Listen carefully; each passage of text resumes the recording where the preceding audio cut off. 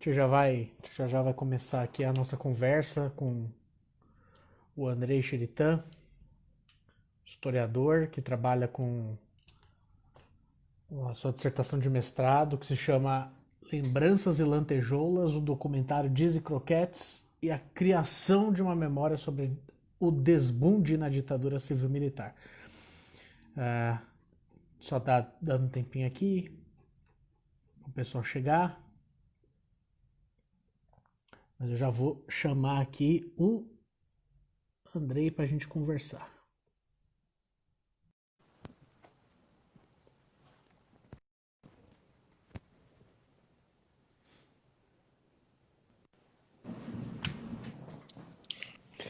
Fala, Andrei, tudo certo? Tudo certo, Jonathan. Depois de muitas emoções aqui para conseguir conectar, finalmente deu certo. Tá sobrevivendo aí essa pandemia como? Olha, na verdade, eu fiquei o mês de março, né, fim de mês de março e até aí perto do fim de abril aqui em casa. Tive o recesso adiantado do trabalho, né?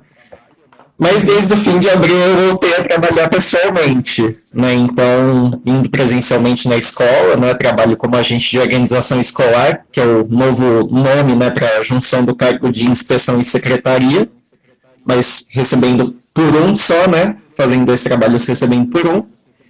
Eu gosto que você já começou essa conversa já criticando o Estado e criticando aí os seus chefes. Tem que criticar, né? Porque pelas condições de Não, eu gostei que trabalho, você nem deu tempo, você nem deu tempo para respirar, você já chegou batendo já tudo. cheguei com os dois pés na porta. Clássico. Justo. Tratorando. E tá conseguindo fazer pesquisa no meio desse caos todo? Estou conseguindo. Eu aproveitei o mês de recesso, né, para fazer o levantamento bibliográfico e escrever as coisas da dissertação, né, consegui adiantar bastante coisa. Nesse sentido foi bom, assim, a quarentena, né, porque eu me forcei a ser produtivo. Porque eu pensei, bom, se eu não aproveitar agora, né, eu não vou ter tempo para escrever depois. Então falei, bora aproveitar agora que está aqui em casa, sossegado, tranquilo, né, para e fazer a dissertação tomando forma, né? E aí eu aproveitei para começar botando as ideias no papel, né, e organizando as coisas, fazer as leituras.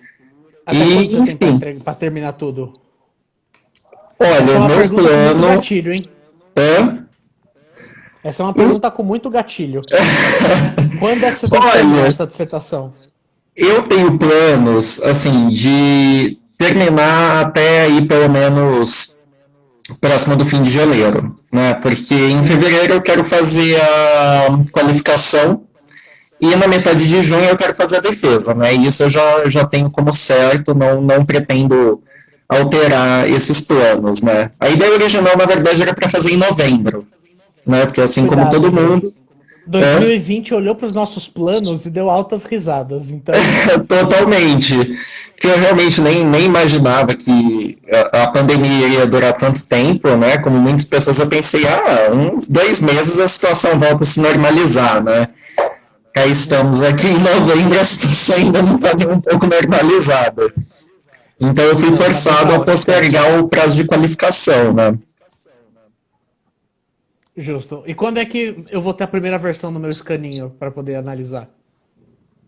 A primeira versão, Uhum. olha, eu digo que assim, ainda está numa fase meio Frankenstein, né, minha dissertação, porque eu estou naquela de escrevendo, corrigindo. Então, assim, Uhum. tem coisas que já estão ali mais ou menos estruturadas, né? Mas ainda tem muita correção no meio, muitas observações, então por enquanto ainda, né, esperar um pouquinho para enviar algo mais organizado para os coleguinhas lerem. Justo, justo. Bom, tem uma coisa que eu acho sensacional na tua pesquisa, vamos falar um pouco dela, que é primeiro que a única coisa que pode ser legal na pesquisa é o título mesmo. E que você colocou lembranças e lantejoulas, dois pontos, o documentário Dizzy Croquettes e a criação de uma memória sobre o desbunde na ditadura civil-militar. Tá, vamos lá. Então você, nessa pesquisa, você vai pensar a questão da construção da memória sobre Uhum. homossexualidade e como você mesmo prefere falar, o contra a cultura, né? Naquela década de Inicialmente... 70... pode falar. Não, inicialmente, né, como você tinha falado, assim, embora não esteja explícito, né, necessariamente aí a questão do tema homossexualidade, né, mas eu parto do princípio dos Croquetes, né, enquanto um grupo de contracultura, que lidava especialmente com essa questão da sexualidade, né, e pensar também uma coisa que é interessante, que até o próprio Green fala, né, que nesse período dos anos 70, a homossexualidade ela meio que era um termo guarda-chuva, né, por exemplo, como a gente falou queer hoje, qualquer pessoa que não se enquadre ali nos padrões da heterossexualidade, cissexualidade compulsória, era chamado de homossexual, né, não se fazia uma distinção aí muito clara entre identidade de gênero e orientação sexual, né? Então, homossexualidade era usada para se referir tanto à sexualidade em si, quanto ao não enquadramento nas identidades de gênero tradicionais. Então, Então quando você está falando sobre essa memória da década de 70, né, os anos de chumbo da ditadura militar, você fala sobre uma memória sobre homossexualidade. Na verdade, você está lidando com um movimento de contracultura em que o termo homossexualidade explicava tudo. Sim, e é uma coisa interessante, assim, até tem no próprio documentário um trecho que é muito marcante, pelo menos para mim, que é o James Green não, desculpa, eu tô com James Green na cabeça, mas não tem nada a ver, o Annie Dale, peço perdão pelo erro. Sem problema. É tipo James Green, na verdade, desculpa. Em que o Lanny Dale, ele fala em inglês, né, nós não somos nem homens nem mulheres. E um outro ator integrante, né, da trupe, ele fala, nós somos gente. No período dos anos 70, né, aí ditadura militar, moralismo, conservadorismo, né, muito em voga, essa ideia hoje pode parecer algo comum, né, pode parecer algo que não causa tanto impacto, mas naquele momento, né, você ter esse tipo de abordagem era algo que mexia, né, com as estruturas das pessoas acostumadas ainda com aquelas classificações rígidas, né, do que era entendido como masculinidade, do que era entendido como feminilidade, aqueles homens que em palco usavam uma maquiagem extremamente forte e ao mesmo tempo misturavam elementos socialmente compreendidos como masculinos e elementos socialmente compreendidos como femininos, e falando isso abertamente, né, num período de extrema repressão, como foi a década de 70 no Brasil, representou uma ruptura, né, com os padrões tradicionais, embora não tenha sido o primeiro grupo, né, porque eu penso os Croquetes como resultado de um contexto, né, uma conjuntura mais ampla de mudanças comportamentais, onde esses limites eles vão começar a ser questionados, né? Você tem outros grupos que também vão trabalhar com essa questão, né? Embora não da mesma forma como, por exemplo, a Tropicália, né? Que vai trazer essas novidades estéticas que vão aí se refletir, por exemplo, na adoção de um estilo marcado pela androginia, né?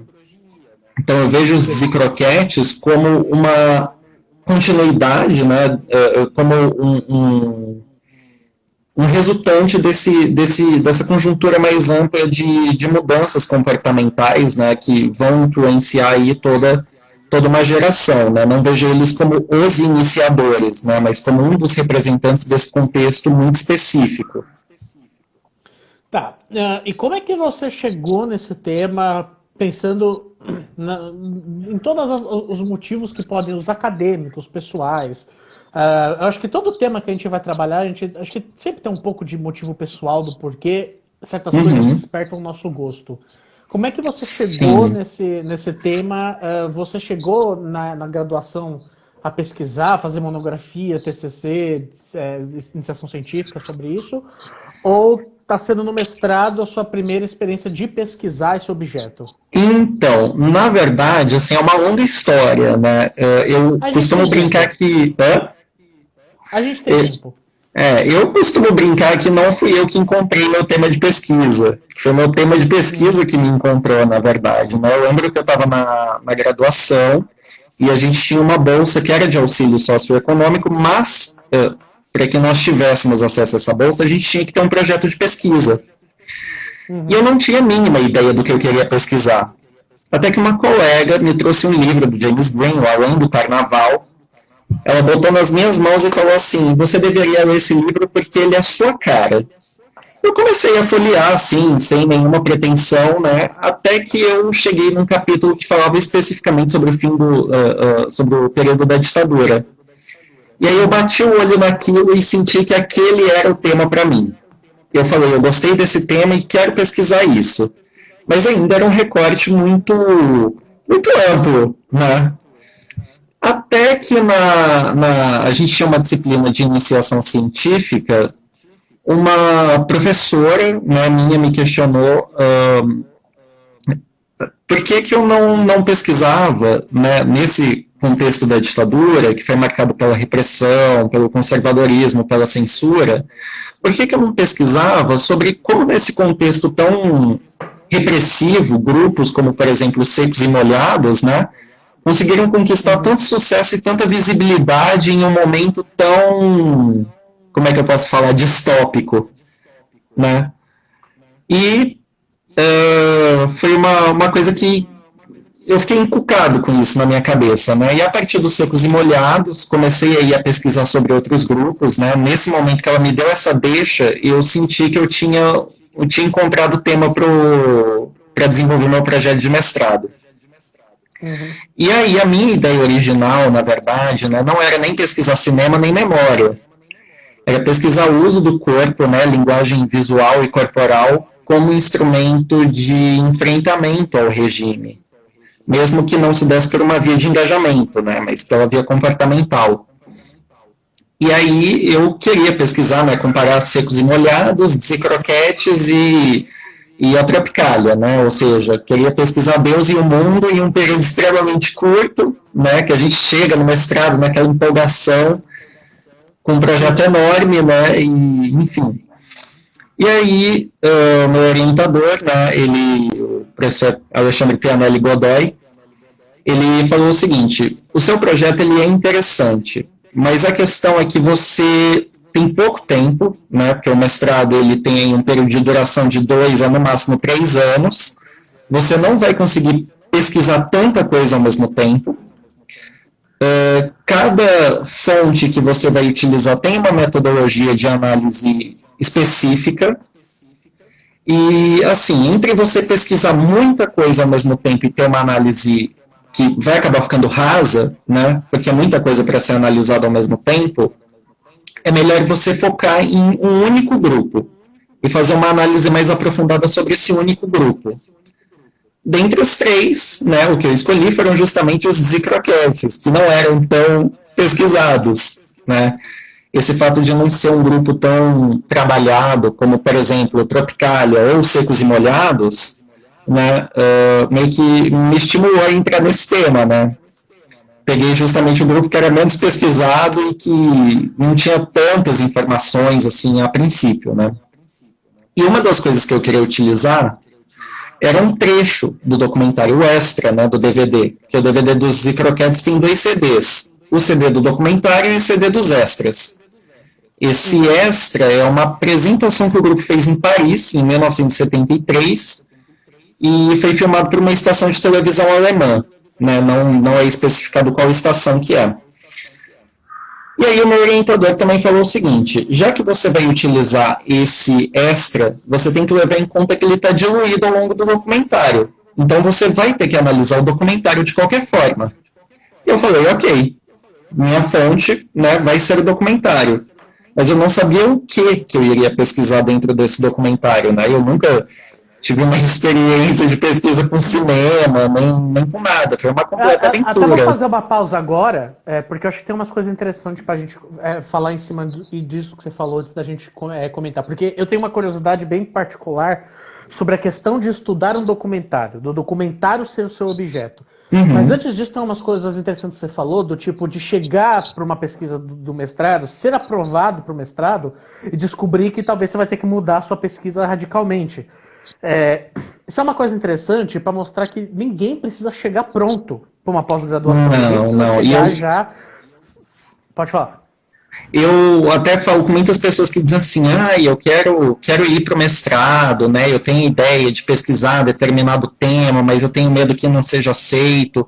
E uma coisa que eu falo o que você tem que levar para o mestrado é algo estruturado. Quando você fala de levar uma pesquisa estruturada, não significa que ela tem que estar pronta, mesmo porque, via de regra, uma pesquisa, você querendo ou não, sempre vai ter que mexer alguma coisa, né? São raros os projetos que do mesmo jeito que foram aprovados, eles vão seguir até o final. Eu falo, por exemplo, pelo meu projeto, que começou com uma ideia de querer pesquisar o uso do corpo e linguagem visual para pesquisar cinema e memória, que é outro tema completamente diferente. E eu digo que é uma tremenda aventura, né, quando você tem que transformar o seu projeto, quando você quer enviar seu projeto para algum órgão de fomento à pesquisa, né, que é um processo que dá medo, né, de certa forma você pensa, putz, vou ter que recomeçar do zero. Mas é algo que vale muito a pena, porque às vezes nesse processo de reescrever seu projeto, você encontra algo que, sei lá, a princípio você talvez tenha até deixado passar desapercebido, e esse aspecto que você deixou passar desapercebido no começo, como por exemplo eu querendo utilizar o extra do filme, eu imaginaria que no fim das contas seria uma fonte riquíssima para ser explorada por si só, né? Então uma coisa que eu falo para as pessoas é não tenha medo de ter que encarar essa fase de reescrita do projeto. É uma fase necessária e é importante, inclusive, para a gente refinar nossos objetivos, nossos enfoques, nossas fontes mesmo. E ela nem um pouco te diminui como historiador ou historiadora. É um processo importantíssimo de você parar e repensar a tua pesquisa. Totalmente. Assim, eu acho importante a gente falar muito disso, porque no mundo acadêmico hoje existe muito a tal da síndrome do impostor, ou síndrome da impostora. De que, de fato, a gente sempre está num sentimento de que parece que a gente não se pertence àquele lugar, ou que a gente não merece estar ali, porque, poxa, olha, todo mundo é muito mais capaz do que eu para fazer essa pesquisa. Sim, eu acho que sempre tem uma relação com a nossa pesquisa, que é do tipo, às vezes a gente se questiona se a gente merece fazer aquela pesquisa, você acredita muito, você acha que você teve uma puta ideia, mas que você não é tão digno assim de fazer aquela pesquisa, que talvez ela estaria sendo feita de uma forma melhor com uma outra pessoa. Isso é muito comum hoje no mundo acadêmico, e a Patrícia, que foi minha professora, minha orientadora do mestrado, ela falava que, Jonathan, se você teve a ideia da pesquisa, se foi você que teve a ideia do tema, então você é digno da pesquisa, você é capaz de desenvolver. E não quer dizer que você não vai passar por uma reestruturação que às vezes é pesada nela, de que pode acontecer de você às vezes ter, digamos assim, menosprezado certa fonte, achando que essa fonte não poderia dar tanto quanto de fato ela poderia. E você vai ter que recortar, enfim. Inclusive, né, foi graças a um texto da Patrícia, da área de memórias subterrâneas, que eu descobri o que eu queria pesquisar dentro do filme, né? Inclusive foi uma professora que me ajudou muito, assim, com o projeto de pesquisa. Ela dava disciplina de como é que era o nome? De laboratório de pesquisa, né? Uhum. E eu topei com esse texto de memória, e naquele instante em que eu li o texto do Michel Pollack, né, um texto de 1989, um artigo curtinho, mas assim, muito bom, em que eu falei, eu encontrei o que eu quero pesquisar finalmente dentro da fonte, né? Primeiramente uma fonte que eu nem pretendi utilizar, e depois através de um texto que, assim, sem pretensão nenhuma, eu acabei encontrando o que eu queria pesquisar, né? Mas, assim, uma coisa também que eu falo com relação, por exemplo, o que você citou da síndrome de impostor, né? Que muita gente acha que tem que chegar já no meio acadêmico, já sabendo o que é pesquisa, o que é escrever um artigo, o que é escrever um TCC. E, assim, você só aprende a escrever academicamente escrevendo academicamente, né? Você não chega sabendo, é um processo em que você aprende, você vai amadurecendo constantemente, né? Na própria graduação, depois quando você está no mestrado, depois quando você vai para o doutorado, é um processo, né? Não é algo que você, tipo, pronto, chegou na faculdade e você já vai manjar de todos os códigos, todas todos os rituais acadêmicos, né, digamos assim, é algo que você vai aprendendo e vai amadurecendo conforme você vai se inserindo, você vai participando daquele espaço, né. Se a gente for pegar, por exemplo, nossos primeiros trabalhos, nossos primeiros artigos, né, você lê aquilo e fala, meu Deus, como é que isso daqui passou para ser apresentado, né, cheio de erro da ABNT, cheio de erro de citação, de referência, e você pega para comparar com materiais mais recentes, você consegue perceber o quanto você amadureceu, né? E o que eu falo para as pessoas é isso, não se diminuírem por causa do seu tema, porque cada ideia é uma ideia, não existe essa de um projeto melhor que o outro. São projetos diferentes, cada um tem um enfoque diferente, tem um objetivo diferente, né? Mas, infelizmente, o espaço acadêmico ele ainda é muito competitivo e se rege muito por essa questão da vaidade, né? E uma vaidade que, enfim, sinceramente, eu não vejo como tem sentido nenhum, porque cada projeto tem sua própria riqueza e deve ser respeitado como tal. Pensar, o mundo acadêmico ele ainda tá muito à mercê de egos, né? Então, Muito. às vezes, quando você já tem um pouco daquela síndrome do impostor, ou que você é uma pessoa já um pouco insegura, esse ambiente acadêmico ele tende a ser muito tóxico. Sim. Assim, E se você não tiver maturidade para encarar... E entender que a pesquisa ela é um processo mesmo, e você vai entender que ela nunca vai estar do jeito que você quer. Enfim, que vai construir. Mas foi bacana você falar isso. Eu falo porque assim, eu defendi o mestrado há 2 anos. Eu olho a minha dissertação e eu paro e falo assim, nossa, por que eu disse isso? Que, tipo, sei lá, eu discordo completamente do Jonathan de 2 anos atrás. E é natural, isso acontece. Todo mundo vai passar. Você provavelmente você vai escrever a sua dissertação, você vai estar assim, super feliz com ela. Daqui a um tempo você vai olhar assim, nossa, mas assim, eu discordo de tudo. No próprio processo de escrita mesmo, né? Depois que você envia para ser corrigido e recebe sua dissertação de volta, ou o esboço, né? Você às vezes mesmo lê aquilo que você escreveu há 2 dias atrás, por exemplo, e depois você fala, não tem nada a ver isso daqui, de onde que eu tirei essa ideia, e você já na hora vai querer mexer. Faz parte, né, desse processo. Eu digo que escrever uma dissertação ou escrever um trabalho científico, né, é uma aventura, né? É uma aventura que vale muito a pena, porque a gente aprende muito nesse processo, né? É parte do nosso processo de amadurecimento mesmo. Uhum. Vamos agora voltar um pouco para a materialidade da sua Sim. pesquisa, que é uma questão técnica que eu acho interessante. Porque, na verdade, você não estuda o Discroquettes. Você estuda Sim. um documentário sobre o documentário. Que então, também tem uma... assim, de certa forma, você vai atingir a questão do grupo, do Dizzy Croquettes, mas você faz isso por camadas. Tipo, você vai olhar para um documentário sobre isso. Metodologicamente, como é que você... Porque eu conheço gente que trabalhou analisando um filme, ou alguns filmes, mas sempre filme de ficção. Eu acho que você é a primeira pesquisa que eu conheço que está trabalhando com um documentário. Vamos tratar disso. Metodologicamente, como é que você lida com isso? Então, tem um texto muito interessante do Marcos Napolitano, que ele é um capítulo, né, chamado A História Depois do Papel, que ele é parte integrante da obra Fontes Históricas, organizada pela Carol Abassanese Pinsky. Ele fala que essa questão do documentário, né, inclusive o que é um documentário, é um conceito que ainda hoje está muito em aberto. O próprio Bill Nichols, né, que ele é um estudioso da área de cinema, que ele falou que o documentário em si ainda é um conceito que está sujeito a diversas interpretações, né, ainda não tem uma definição fechada.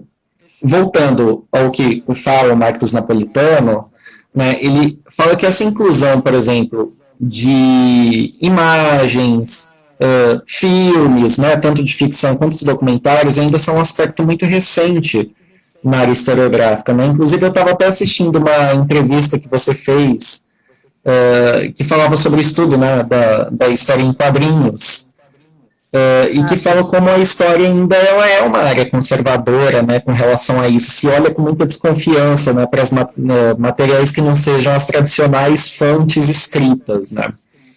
E o que acontece? O estudo de imagens, né, de filmes na história, ele muitas vezes utiliza as imagens, né, por exemplo, os recursos audiovisuais, muitas vezes meramente como uma fonte ilustrativa, né? E o que acontece? As imagens e os filmes, assim como os materiais escritos, né, que até então eram as fontes dominantes, ainda hoje são as fontes dominantes nos estudos historiográficos, eles também são linguagens, né, têm seus códigos, têm suas formas de serem interpretados, né, e uma coisa muito interessante que ele fala, o Marcos Napolitano, é que as imagens elas não são meramente testemunhos diretos e objetivos da história, com poder ilustrativo, né? E nem são só impressões estéticas de fatos concretos. Você tem que analisar a estrutura interna dessa linguagem, né? Como ela se constrói, o que ela está querendo dizer, como ela funciona, né? Então, assim, como você disse também, o que eu faço, né, não é nem tanto estudar a trajetória do grupo. Isso eu acabo abordando na dissertação, né, tem que ser abordado, inclusive. Eu quero fazer uma análise comparativa do que o documentário fala sobre o grupo, né, e analisar o contexto histórico em que ele atuou. Então, querendo ou não, eu tenho que analisar a trajetória do grupo. Mas eu vou fazer isso a partir dos elementos que o documentário está trazendo, né? E para entender essa linguagem cinematográfica, inclusive, eu tive que ler obras que não eram da área de história, né?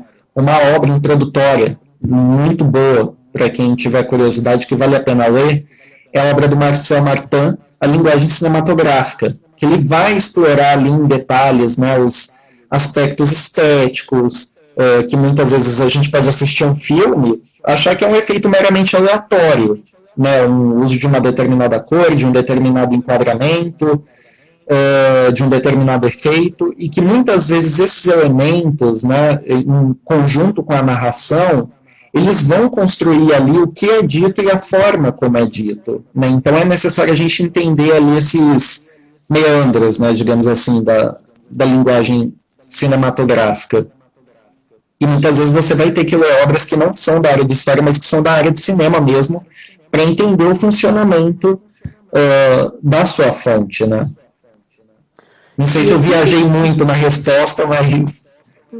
Viajar faz bem.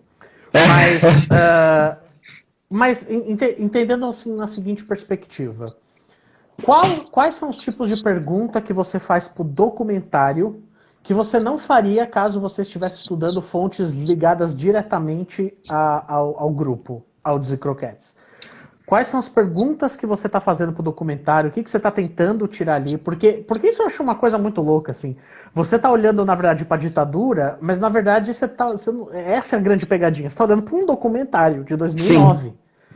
Entende? Quais são as perguntas que você faz para o documentário? E aí, para te complicar um pouco, o que no documentário você consegue tirar que você talvez não conseguiria tirar com documentos da época? Uhum. E o que também talvez falta em perspectiva de pesquisa que um documentário não consegue te responder e que talvez coisas da época conseguiriam? Então, olhando o documentário... Se aí para responder, André. Olhando para o documentário, a primeira coisa que eu penso é como esse documentário ele é reflexo de uma conjuntura, né, onde você tem minorias sociais que estão ali ganhando mais visibilidade, né, mulheres, negros, LGBTQIA+, e como esse documentário que vai ser produzido, né, especificamente, ele responde a uma demanda por parte da comunidade LGBTQIA+, de se ver representado e de se sentir representado nas narrativas sobre o passado, né?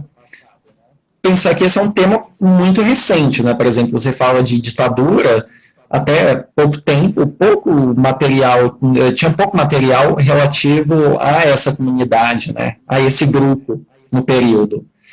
Então, o que eu penso é o documentário como uma ferramenta de recuperação de um aspecto esquecido do nosso passado, né? E como ele vai servir para aumentar a gama de personagens que atuaram no período, né? A gama de atores sociais que atuaram nesse período também. Então eu olho muito para o documentário, levando em conta que ele foi produzido numa conjuntura de resposta às demandas por visibilidade das minorias sociais, né?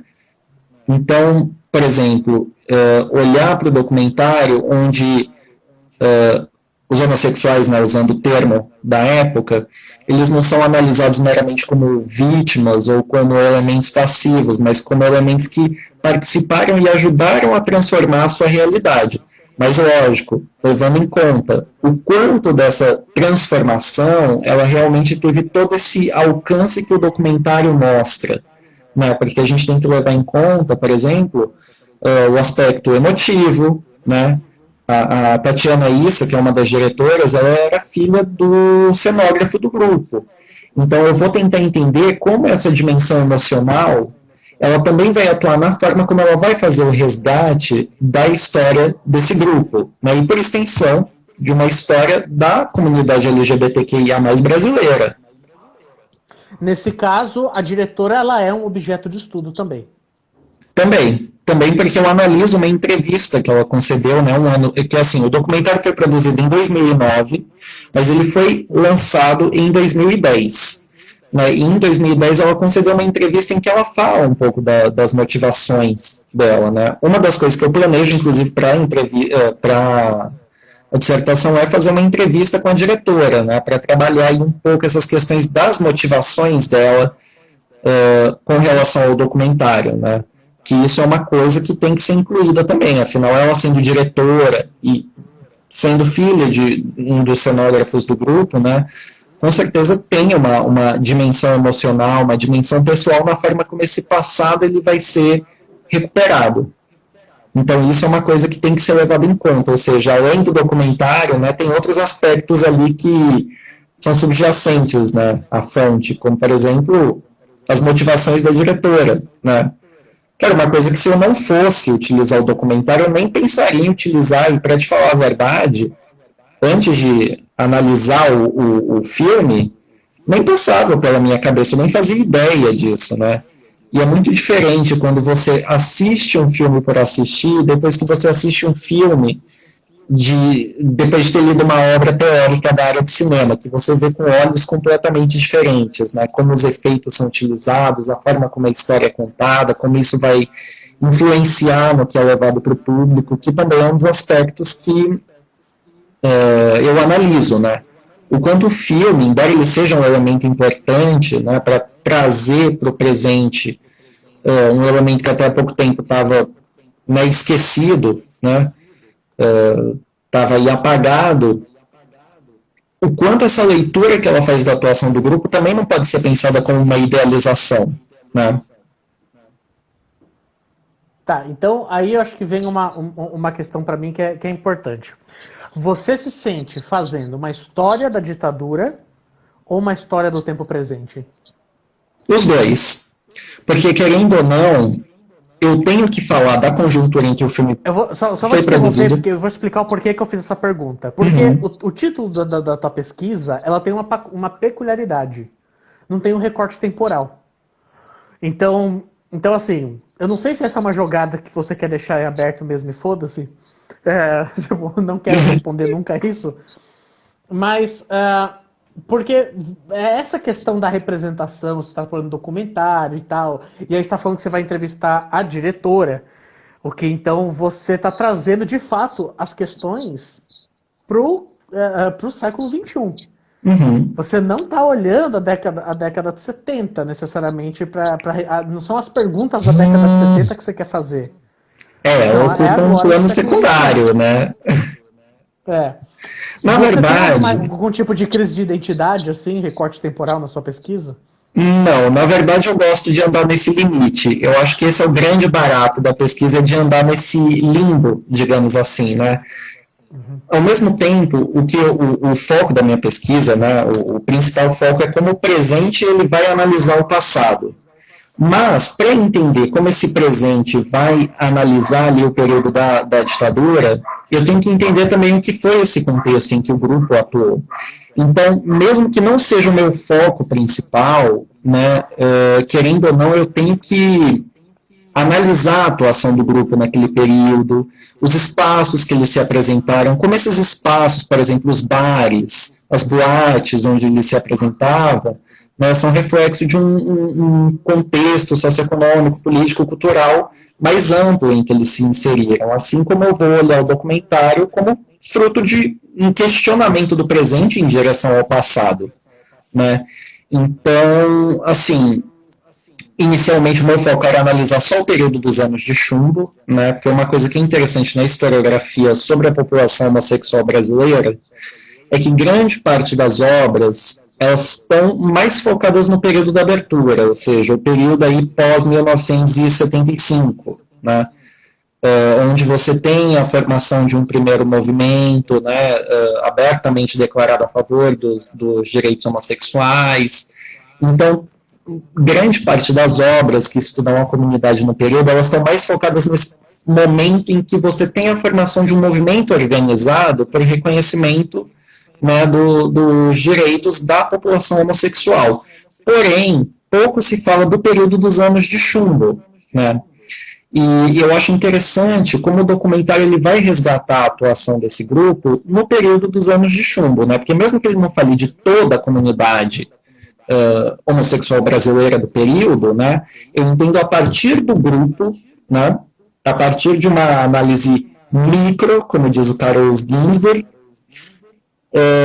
compreender de um modo mais amplo a atuação da população homossexual nesse período, né? Por outras vias de resistência, que eu considero o desbunde como uma via de resistência, ainda que essa resistência ela não tivesse um engajamento político no sentido de querer questionar as estruturas socioeconômicas de um modo radical, como na abordagem marxista tradicional, mas que ainda assim pode ser compreendida como uma forma de resistência. Mas que é uma forma de resistência que você também vê numa perspectiva de classe? Aí é pra te criticar mesmo. Não necessariamente numa perspectiva de classe. Inclusive, uma das coisas que eu critico, né, é dessa questão de que era uma resistência focada no aspecto comportamental, mas não fazia uma crítica aberta ao regime, né, não fazia uma crítica às arbitrariedades do regime, fazia uma crítica ao aspecto moralista da ditadura. Mas não falava nos espetáculos, né, por exemplo, da questão dos desaparecidos, da tortura, e isso nem era abordado. Né? O que era o foco mesmo dos espetáculos, inclusive eu assisti o extra, né, do espetáculo, era um escracho mesmo às normas morais, mas não tinha esse intuito de fazer uma crítica à estrutura socioeconômica e propor novos modelos de organização. Então não tinha esse recorte de classe, né? Não passava pela apresentação do grupo. Porque na época também, inclusive a Heloísa Buarque de Holanda, ela fala no livro que ela vai comparar, né, tanto os grupos de cultura engajada como o CPC, né, o Centro Popular de Cultura, e o Desbunde, em que ela vai falar de que naquele momento polarizado, aspecto comportamental e o aspecto de crítica ao regime eram vistos como coisas distintas. Né? Não eram, por exemplo, na luta armada, isso inclusive até o James Green aborda, né, na biografia que ele faz sobre o Herbert Daniel, que é gay e revolucionário, em que naquele momento questões como sexualidade, gênero, raça e etnia eram vistos como aspectos secundários, aspectos que você deveria discutir depois que se fizesse uma revolução socialista no Brasil. Naquele momento, aqueles aspectos eram secundários à luta maior, que era a luta contra o regime. E, por outro lado, né, o Desbunde via a esquerda como careta mesmo. Né? Então, ela não estava nem um pouco preocupada em seguir os projetos que eram defendidos pela esquerda, né? Eles se viam como irreconciliáveis, digamos assim. É diferente de hoje, né, onde a esquerda passou a incluir esses temas como gênero, raça, etnia, sexualidade, né, pautas comportamentais nas suas agendas. Né? Mas naquele momento eram vistos como coisas que cada uma no seu canto, né? Um não se mistura com o outro. Inclusive, uma grande parte da esquerda, né, ainda se pautava, né, pelo modelo stalinista, né, via essas manifestações contraculturais como manifestações pequeno-burguesas e que não tinham nenhuma utilidade para um projeto revolucionário socialista, né? Então, eram vistos como aspectos que não deveriam ser discutidos mesmo porque não interessavam para aquele momento. Oi? Oi, cortou o som? Não, é porque deu uma travadinha de leve, eu achei que você ia Tá. continuar falando. Não, não, não. O que eu ia falar era justamente isso, né? Que um lado se via como irreconciliável com relação ao outro, né? O desbunde era considerado alienado, né? Inclusive foi uma das críticas que muitos tropicalistas sofreram, né, no início, de serem taxados de alienados, e por outro lado, né, a esquerda tradicional era vista como careta, né, pelos desbundados. Então, um meio que não queria papo com o outro, né? E tinha, acho que, uma influência muito forte dos marxistas revolucionários da América Central, que estavam atuando na América Central, como o próprio Che Guevara, né? Que pregava a homossexualidade como uma doença burguesa, né? Sim. Hoje é interessante você olhar então com esse distanciamento e ver até como o campo da pesquisa mudou. Não necessariamente que o campo da pesquisa é só feito por gente de esquerda. Sim. Mas é claro que você vai ter muito mais pessoas de esquerda que pelo menos digamos assim, se sentem representados por políticas de esquerda, seja essa esquerda qualquer que a gente esteja falando, mas que isso mostra uma certa abertura do mundo da pesquisa para esse tipo de tema. E quando a gente entrevistou o James Green aqui, no Nota de Rodapé, foi uma pergunta, foi algo que a gente assim, quis entender essa questão de como a pesquisa mudou desde quando ele escreveu a biografia do Herbert Daniel, os caminhos dele. Tipo, hoje acho que isso é um tema muito mais fácil de se historicizar com muito menos barreiras, né? Tipo, isso mostra que a academia mudou bastante também, né? Sim, mostrar que o espaço acadêmico, né, sendo parte integrante da sociedade, ele vai refletir essas mudanças que acontecem do lado de fora, né? Pensar que, por exemplo, a partir dos anos 70, né, e aqui no Brasil com mais intensidade a partir dos anos 80, quando você tem um processo de abertura do regime, você tem, principalmente a partir do momento em que os movimentos feministas, né, quando eles se inserem no mundo da pesquisa, eles vão demandar novos modelos históricos, né, novos modelos de produção das narrativas historiográficas. Assim como, por exemplo, você tem com a microhistória, né, que ela vai se preocupar em narrar a historiografia, né, narrar os eventos históricos, não a partir dos elementos que estão no poder, né, não a partir dos documentos oficiais, mas a partir de grupos que até então estavam marginalizados, né? Então eu vejo uma junção desses dois elementos, né? Tanto de uma historiografia feminista preocupada em inserir a mulher, que até então era um elemento pouco presente, né? Nas narrativas que estavam focadas nos espaços políticos oficiais, quanto, por exemplo, a microhistória, como elementos que vão permitir uma abertura maior no número de sujeitos analisados, né? E você também vai ter uma mudança no foco da historiografia, né, que ela não vai mais se focar em uma análise estrutural, né, não que ela seja ruim, não é essa questão de fazer uma valoração aí se ela era boa ou ruim, mas a questão é que numa leitura estruturalista, né, por exemplo, você fala das superestruturas, você, pelo próprio nível do recorte que você faz, você não consegue analisar essas minúcias aí que estão que você consegue aprender se você diminui a sua escala de análise, né? Então, eu vejo que no mundo acadêmico, né, especialmente a partir dos anos 80, você começa a ter uma preocupação em um novo fazer historiográfico que ele vai se preocupar mesmo em ter outros recortes, né? Mas lógico, não dá para ignorar, né? Por exemplo, eu quando vou falar do documentário, ok, vou ter uma análise ali da memória sobre a contracultura a partir do documentário, mas eu tenho que compreender como esse documentário, né, enquanto nível micro, no nível macro, ele está relacionado com uma preocupação mais ampla de incluir novos sujeitos na historiografia sobre a ditadura. Então, você tem que ter uma comunicação entre os dois níveis, né? Não dá para ficar só em um ou só em outro. É necessário que você faça os dois se comunicarem. Bom, a gente vai se encaminhar para o último tópico, mas tem algo que eu não posso deixar de perguntar para você, porque eu tenho uma grande empatia contigo num determinado aspecto da tua pesquisa, que é ter que falar de gente que está viva. Que, assim, não é algo muito comum para a pesquisa da história. Geralmente a gente fala de gente que morreu já tem muito tempo. Sim. E você vai entrevistar a tua fonte, falar com a diretora. Assim, você não vai escapar de ter que fazer uma análise histórica das intenções dela, do porquê isso. Uhum. E nem sempre isso é tão agradável assim para a fonte, né? Quais são, assim, digamos, o tipo de cuidado, já falo de uma questão mais técnica, o tipo de cuidado que você, historiador, tem que ter nesse tipo de situação? De falar de gente que está viva depois de conversar com ela.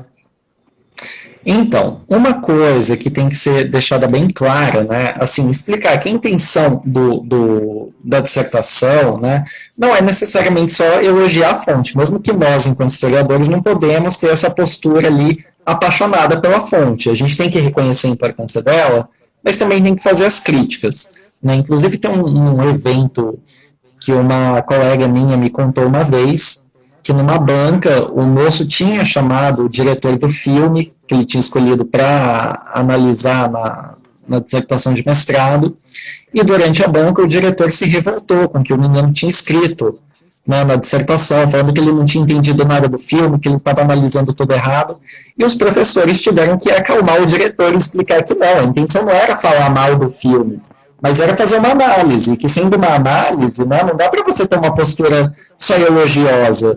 E o fato dele criticar o filme não significa que ele não tenha gostado do filme, mas que, enquanto historiadores, a gente tem que saber balancear esses dois aspectos, né?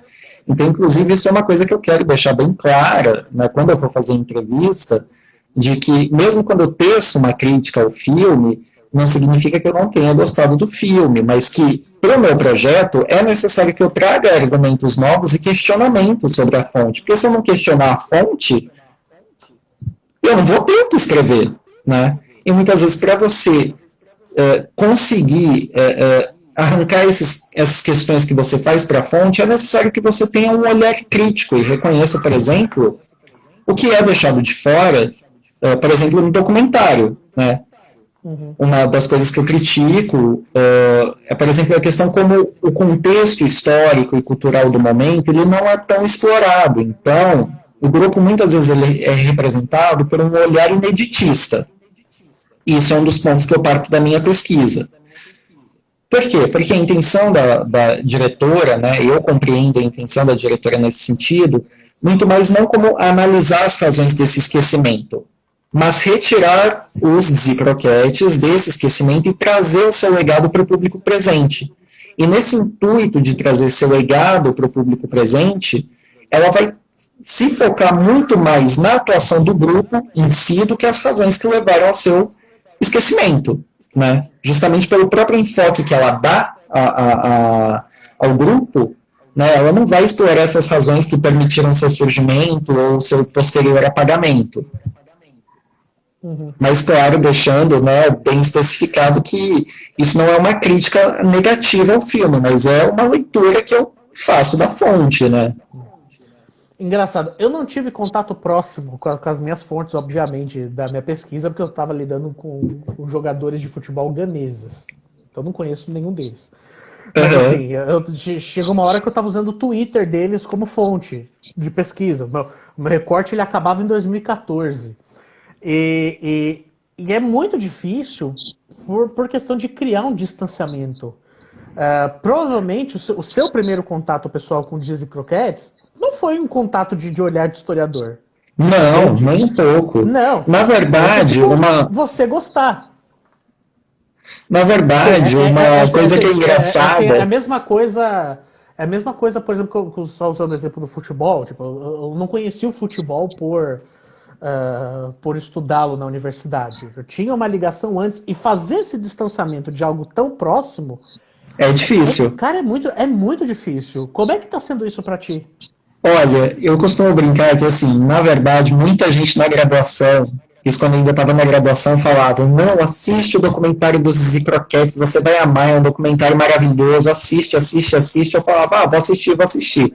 Ironicamente, chegou no mestrado, eu tive que assistir mesmo, porque era a minha fonte, né? Mas a primeira vez que eu olhei, assim, eu fiquei deslumbrado, eu vi as fotos do grupo, eu falava, gente, que coisa maravilhosa, que coisa incrível. É um documentário lindíssimo, esteticamente falando, eu recomendo que todo mundo assista, porque é um documentário muito bom. Mas, assim, a gente tem que tomar cuidado mesmo com como a gente se relaciona com a nossa fonte, porque às vezes a gente vai escrevendo, e às vezes ali a nossa paixão, meio que involuntariamente, ela acaba se transpondo para o que a gente escreve e a gente nem sempre percebe. E uma coisa que eu gosto de fazer, né, não só de pedir para o meu orientador ler, mas eu gosto que outros colegas, mesmo que não pesquisem o mesmo tema, eles leiam também o projeto, porque às vezes a gente está tão ali apaixonado pela nossa fonte que a gente acaba deixando passar muita coisa. Então, eu acho legal esse processo de discutir o nosso projeto com outras pessoas, deixar que elas leiam o nosso projeto, teçam críticas e teçam sugestões. Eu conversava muito com um amigo meu que ele era da área da moda, área completamente diferente, mas que ele se interessou pelo meu projeto, eu fui falando do meu projeto, e através das nossas conversas ele me deu muitas ideias que eu nem tinha pensado em colocar, por exemplo. Né? Então, assim, uma coisa que eu faço muito é escrever e geralmente pedir para alguma segunda pessoa ler. Né? Porque às vezes essa segunda pessoa, pelo fato de não estar tão envolvida com a fonte, ela consegue ter um olhar mais frio com relação àquilo, né, e ver o que foi deixado de fora, por exemplo.